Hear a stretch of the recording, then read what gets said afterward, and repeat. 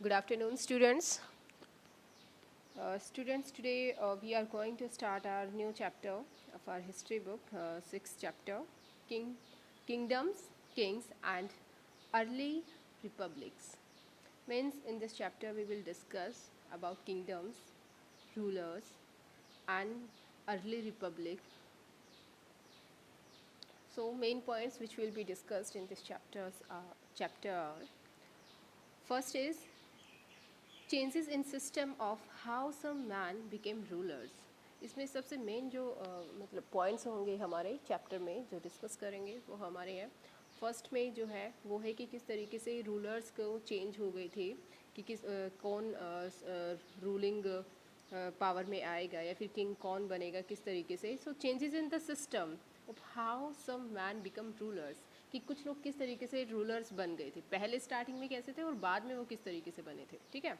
अश्वमेघ यज्ञ, इसमें एक जो सबसे मेन जो आएगा डिस्कशन वो आएगा अश्वमेघ यज्ञ से रिलेटेड, कि किस तरीके से करते थे. अश्व का मतलब होता है बेटा, जैसे संस्कृत में भी आपने पढ़ा होगा ना, अश्व मीन्स हॉर्स, यानी कि घोड़ा जिसे हम बोलते हैं. तो उसके रिगार्डिंग एक यज्ञ वगैरह किया जाता था. कुछ जो हमारे रिचुअल्स हैं, वर्शिप वगैरह है, वो रूलर्स कुछ परफॉर्म करते थे, वो हम यहाँ डिस्कस करेंगे. नेक्स्ट है चेंजेस इस वर्ना सिस्टम. वर्ना सिस्टम में जो जो चेंजेस आए थे वो किस तरीके से थे, यानी कि हमारे जो कास्ट सिस्टम है वो क्या है, स्टार्टिंग में कैसे था, बाद में उसमें क्या क्या चेंजेस आए, कितने टाइप के कास्ट होते थे हमारे, ये सारा इसमें डिस्कस होगा. And then we will discuss about janapadas and mahajanapadas. Janapadas बेटा ये वही है कि रूलिंग एरिया के अकॉर्डिंग, ठीक है, कौन कितने बड़े एरिया पे रूल कर रहा है, कोई किंग है या किस तरीके से, वो सारा का सारा हम इसमें डिस्कस करेंगे. जब हम उसको पढ़ेंगे उसमें तो अच्छे से हमें ये क्लियर हो जाएगा पॉइंट. नेक्स्ट पॉइंट है changes in agriculture and taxes. Taxes में क्या चेंजेस आए थे, एग्रीकल्चर में क्या चेंजेस आए थे according to time and according to the ruler, वो भी इसमें डिस्कस किया जाएगा. देखो टैक्सेस क्या होते हैं, किस लिए यूज़ होते हैं, कौन करता है इनको, कौन हम पे इम्प्लीमेंट करता है, किस तरीके से कलेक्शन होता है टैक्सेस का, वो भी ये डिस्कशन इसमें होगा. Then a closer look Magadha and Vajji. बेटा हम इसमें जो है उस टाइम के बहुत साल पहले जो हमारे टू स्टेट्स थे या फिर जो किंगडम्स थे, ऑफ कोर्स किंगडम्स ही बोलेंगे उसको क्योंकि आज के टाइम पे स्टेट्स होते हैं, बट हम एक इजी वे में उसको समझने के लिए हम उसको स्टेट बोल सकते हैं. सो हम मगधा और वज्जी के बारे में डिस्कस करेंगे, कौन वहाँ पे रूलर था, किस तरीके से उसने एडमिनिस्ट्रेशन किया हुआ था. That all will be discussed here under this point. Elsewhere section में हम डिस्कस करेंगे रिपब्लिक ऑफ ग्रीस, यानी कि एक दूसरा कंट्री है ग्रीस, उसको हम मैप में दिखाएंगे कहाँ है वो, वर्ल्ड मैप में आपको पता लग जाएगा. और उसका भी कुछ एडमिनिस्ट्रेशन और वहाँ के रूलर्स क्या थे उससे रिलेटेड हम कुछ पॉइंट्स को डिस्कस करेंगे इसमें.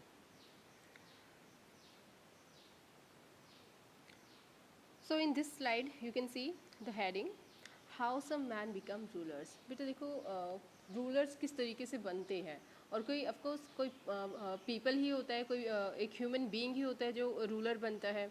आज के टाइम पे क्या होता है, आज के टाइम पे कोई रूलर नहीं होता है. अगर हम देखें अपने कंट्री में, हमारे कंट्री में कोई रूलर नहीं है.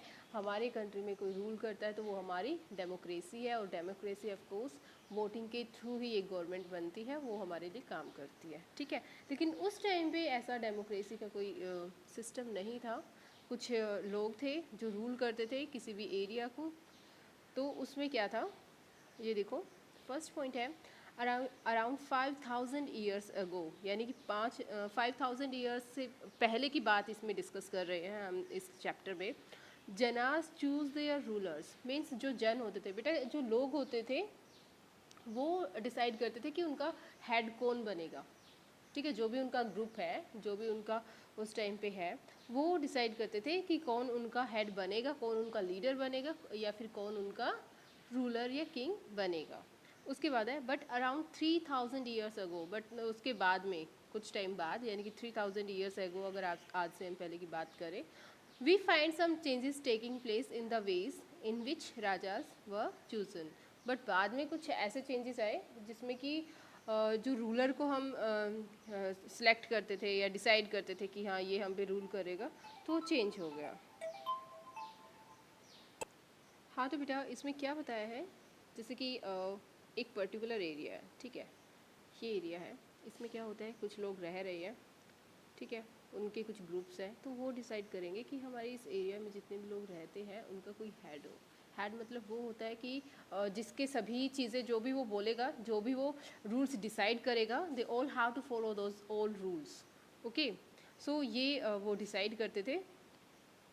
लेकिन कुछ टाइम बाद क्या हुआ था, मतलब 3000 ईयर्स के बाद में ये जो है लीडर को चुनना कुछ चेंज हो गया था, कौन बनेगा कौन नहीं बनेगा, तो ये थोड़ा उसमें चेंजेस आए थे, यही फर्स्ट पॉइंट में डिस्कस किया हुआ है। अब सेकंड पॉइंट में क्या है, now some man become rulers. इसमें क्या है कि कुछ रूलर्स बन गए थे बाय डिफीट करने के थ्रू या फिर सब्जुगेटिंग अदर रूलर्स।